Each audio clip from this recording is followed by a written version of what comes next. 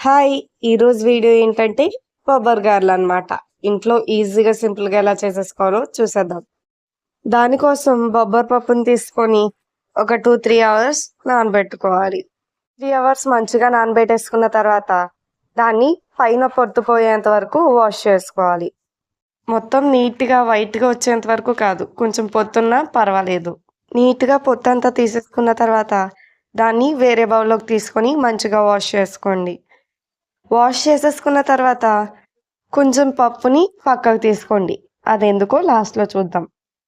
మిగతా పప్పుని గ్రైండర్‌లో వేసుకొని గ్రైండ్ చేసేసుకోవడమే. మీ దగ్గర మిక్సీ ఉంటే మిక్సీలో గ్రైండ్ చేసుకోండి. ఏదైనా పర్వాలేదు. అది అలా గ్రైండ్ అవుతా ఉంటది గానీ, మనం వేరే ప్రాసెస్‌కెళ్ళిపోదాం. ఒక మిక్సీ జార్ తీసుకొని దాంట్లోకి 10 పచ్చిమిరపకాయలు తీసుకోండి. అదేనండి చిల్లీస్. ఆ చిల్లీస్‌ని గ్రైండ్ చేసుకోండి. మరీ పేస్ట్‌లా కాకుండా కొంచెం కచ్చాబచ్చాగా మిక్స్ చేసుకోండి. చిల్లీస్‌ని పేస్ట్ చేసేసుకున్న తర్వాత స్టవ్ పై ప్యాన్ పెట్టి దాని కింద మంట పెట్టి దాంట్లోకి ఆయిల్ వేసేసేయండి. ఏ బ్రాండ్ అయినా పర్వాలేదు. ఆయిల్‌ని మంచిగా హీట్ అవ్వనివ్వండి. అంతలోకి మనం వేసుకున్న పప్పు అనేది గ్రైండ్ అయిపోతుంది కాబట్టి ఆ పప్పుని బయటకి తీసేసుకోండి. దీన్ని కూడా మరీ అంత పేస్ట్‌లా ఏమీ గ్రైండ్ చేసుకోవాల్సిన అవసరం లేదు. ఆ పిండినంతా బౌల్‌లోకి తీసేసుకున్న తర్వాత దాంట్లోకి 2 టేబుల్ స్పూన్ జింజర్ గార్లిక్ పేస్ట్‌ని వేసుకోండి.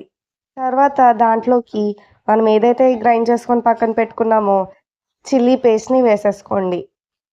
ఇక్కడ గ్రీన్ చిల్లీ పేస్ట్ బదులు రెడ్ చిల్లీ పేస్ట్ కూడా వేసుకోవచ్చు. ఈ పేస్ట్ అనేది మీ యొక్క స్పైసీనెస్ బట్టి వేసుకోండి. తర్వాత టేస్ట్‌కి సరిపడేంత సాల్ట్ వేసుకోండి. తర్వాత దీంట్లోకి మన మెయిన్ ఇంగ్రీడియంట్ అయిన జీరా పౌడర్ లేదా జీరా డైరెక్ట్‌గా వేసేసుకున్నా పర్వాలేదు. తర్వాత ఆనియన్స్‌ని కట్ చేసుకొని వేసేసుకోండి. మీరు ఆనియన్స్ ఎక్కువ వేసుకున్నా పర్వాలేదు, తక్కువ వేసుకున్నా పర్వాలేదు. తక్కువ వేసుకున్న టేస్ట్ బాగుంటుంది, ఎక్కువ వేసుకున్న టేస్ట్ బాగుంటుంది. తర్వాత ఇందాక మనం కొంచెం పప్పు తీసేసాం కదా పక్కకి, అవి కూడా వేసేసుకోండి. ఇలా కొంచెం పప్పు వేయడం వల్ల మన చేసే గారెలు అనేవి ఇంకా టేస్ట్ బాగుంటుంది. తర్వాత దీన్ని మంచిగా మిక్స్ చేసుకోండి. అన్నీ మంచిగా మిక్స్ చేసేసుకొని ఒకసారి టేస్ట్ చేయండి. అన్నీ సరిపోతే వెంటనే గారెలు వేసేసుకోండి. మీరు గారెలు అనేవి ఎలా వేసినా పర్వాలేదు. చేత్తో వేసినా పర్వాలేదు, కవర్ మీద వేసినా పర్వాలేదు, అరిటాకు మీద వేసినా పర్వాలేదు. ఏదైనా వచ్చేది గారే కాబట్టి. సో మేమైతే చేత్తో చేసేసి వేసేసామన్నమాట. మొత్తం అంతా పిండిని అలా గారెల కింద వేసేసుకొని ఫ్రై చేసేసుకోండి.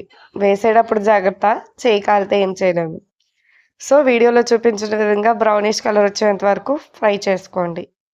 మీరు ఎప్పుడైనా ఇలాంటి పప్పుతో గారెలు వేశారా? వేయలేదు అనుకుంటే ఇప్పుడే ఎళ్లి వేసేసుకోండి. ఎంత టేస్ట్‌గా ఉంటాయో. నిజంగానే ఈ టేస్ట్ చాలా బాగుంటుంది. వీడియోలో చూపించిన విధంగా అటు ఇటు తిప్పుకుంటూ మంచిగా ఫ్రై చేసుకోండి. ఫ్రై చేసామన్నారు కదా అని చెప్పి మరీ మాడిపోయేలా ఫ్రై చేయకండి. వీడియోలో చూపించిన విధంగా అంత పిండిని మంచిగా ఫ్రై చేసేసుకోండి. చూసారు కదా ఎంత బ్రౌనిష్ కలర్‌లో వచ్చాయో. ఇలా వేసుకొని ఇలా ఫ్రై అవుతేనే మంచిగా ఉంటుంది టేస్ట్. ఇలా బ్రౌనిష్ కలర్ వచ్చేసిన తర్వాత వాటిని ఒక ప్లేట్‌లోకి గానీ, బౌల్‌లోకి షిఫ్ట్ చేసుకొని ఎంజాయ్ చేసేసేయండి.